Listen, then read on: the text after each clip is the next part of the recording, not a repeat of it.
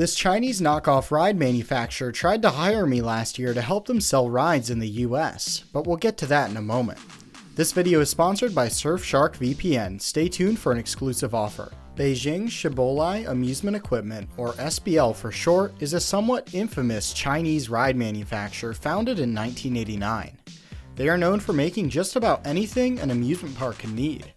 Many of their rides are also known for being considerably worse made than their competitors, even when compared to other Chinese ride manufacturers like Gyma Rides. The company has recently been trying to break into Western markets, but has had basically no interest from buyers, but we'll get to that part of their business in a moment. Let's look at the company's history to see how we got here. The company got its start producing small-scale rides and scenery pieces for China's growing theme park market in the 90s. They slowly increased the scale of their ride production with time and produced their first roller coaster in 1999. This was a small jungle mouse coaster, an extremely popular ride model in Asia. Over the next few years, they would grow their roller coaster segment by introducing loop and corkscrew style coasters and looping shuttle coasters.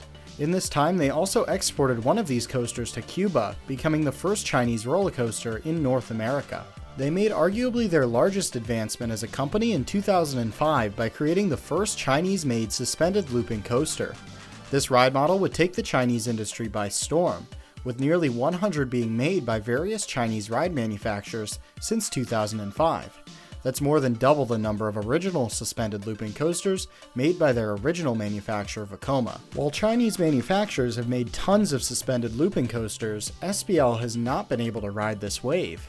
While they have sold 23 of these rides, their largest Chinese competitor, Gyma Rides, has sold 45. More interesting, the lower quality of SBL rides can be seen in these numbers. Gyma sold their first suspended coaster in 2007, just 3 years after SBL, yet only 5 have closed. Meanwhile, out of SBL's 23 suspended coasters, 8 have already closed. This also speaks to the lower price of SBL's coasters compared to Gyma, as oftentimes prospective parks with poor financial backing will buy SBL rides and fail soon after opening or never finish construction at all. As time has gone on, SBL has started to create new and more modern ride designs, though these rides can still be described as knockoffs of existing rides. For example, in 2013 they introduced one of their most popular models, known as the Magic Roller Coaster.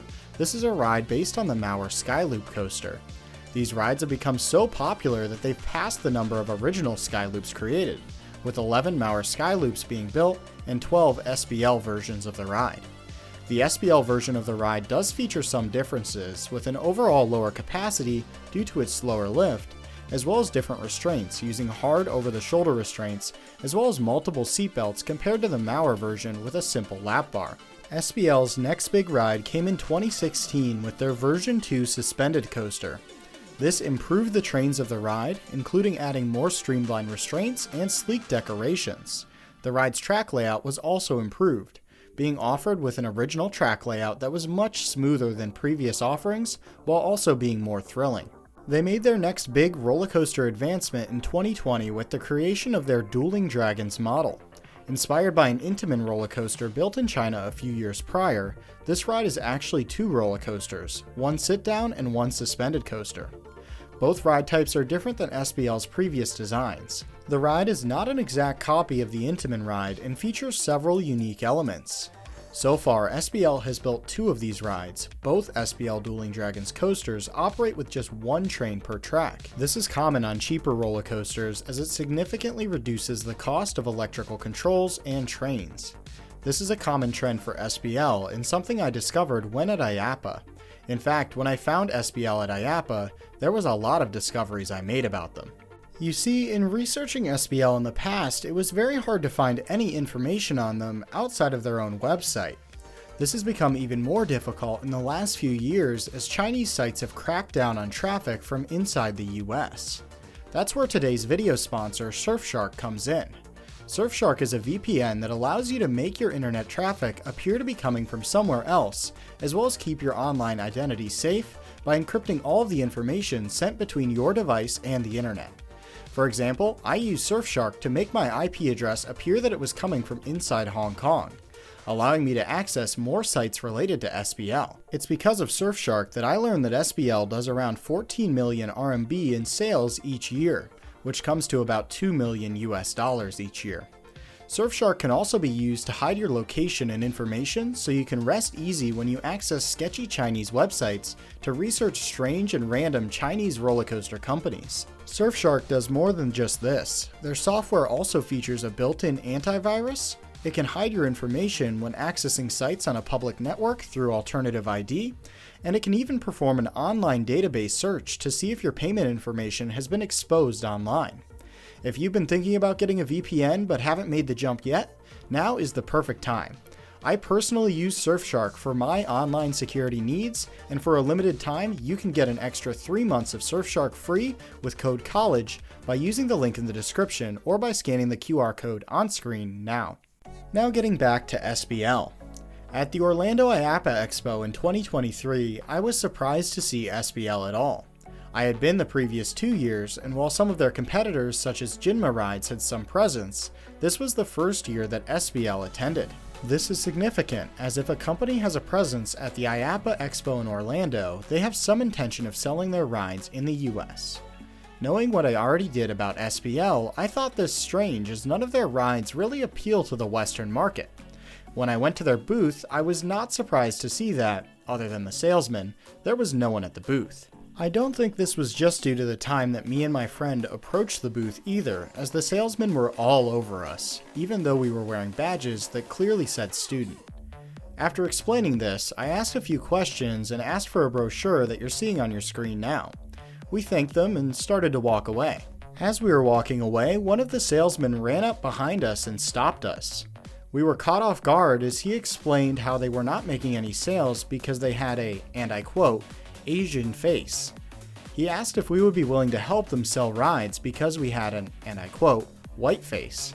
At this point, we were both a little shocked, and so we let the curiosity get the best of us, and we agreed. The representative had us put his phone number in our phones, then asked us both to stay in touch. Baffled, we reached back out a little later, and I guess someone at SBL was against the idea of hiring 2 random kids off the Aappa show floor, as they now wanted me to send my resume. Out of morbid curiosity, I did send a modified version of my resume, but never received a response. Though this whole situation is comical, it really shows how unprepared SBL is for the US market.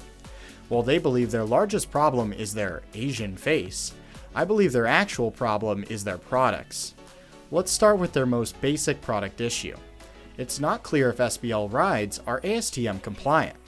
Chinese competitor Gyma Rides makes it clear in their US advertising that their rides comply with TÜV and ASTM requirements. Nowhere on SBL's advertising does it state anything about compliance with these standards. This means that their rides are already extremely limited in the number of states they could even operate in legally. Next is more subjective, but none of their rides are appealing to US parks.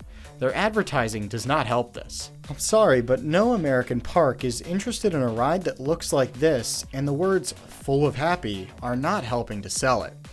Their market in China has shifted to a more family-focused family coaster type segment in recent years, and their prices are very competitive. This large jet coaster style family coaster with just one train comes in around $1 million US.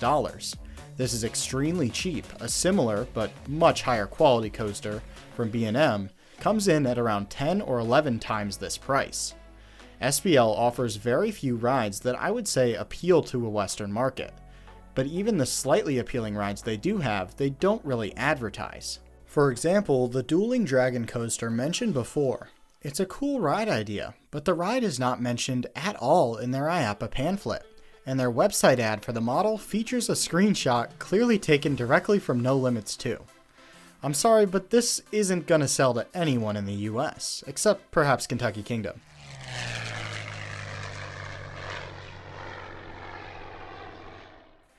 The roller coaster pamphlet handed out at Aappa looks like this, and features no interesting rides to someone in the West, in my opinion. In the first page, they proudly display their first generation suspended coaster. Do they not realize that parks in the West stopped buying these coasters over 20 years ago? Absolutely no Western park is going to be interested in a cheaper Chinese version, no matter the price. Moving on a little bit to their flat rides, they seem particularly proud of their giant swing model, which is just an objectively worse version of S&S's Screamin' Swing. SBL's version features over-the-shoulder restraints and only comes in one side. The words wild and breathtaking are doing a lot of heavy lifting with this one. They also heavily promote their freefall ride, which I guess gives you a feeling of failing, which seems accurate. SBL seems to specialize in giving their drop towers big hats. Other than that, their ride model is fairly unremarkable compared to their competitors, even when compared to other Chinese manufacturers and their offerings.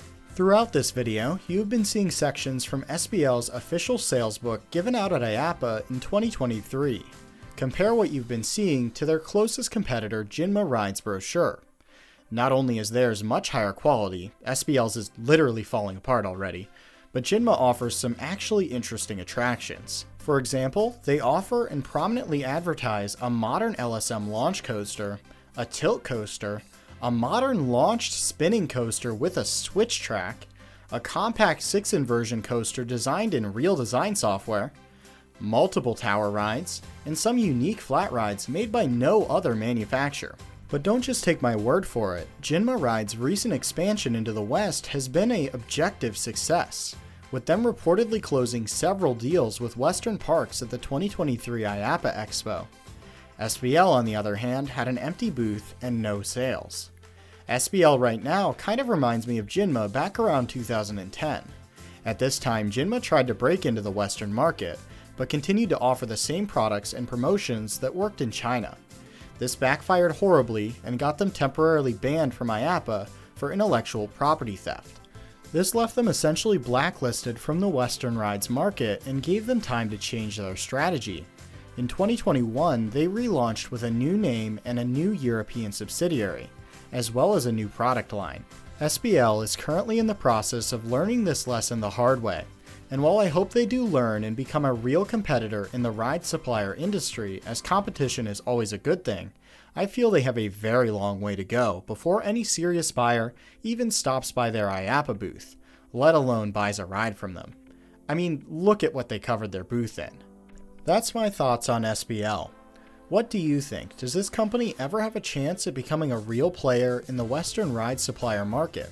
Or are they forever doomed to be stuck in Southeast Asia? Let me know in the comments below. While Gyma and SBL may be the only two Chinese ride manufacturers trying to come to the West right now, they are not the only Chinese amusement park company attempting to do so. There's also a lot to talk about with Chinese manufacturers who only operate in China.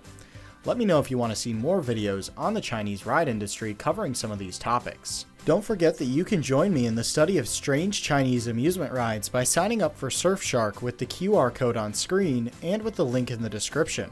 Remember to use code COLLEGE in all caps for an extra 3 months free. As always, thanks for watching and see you next time.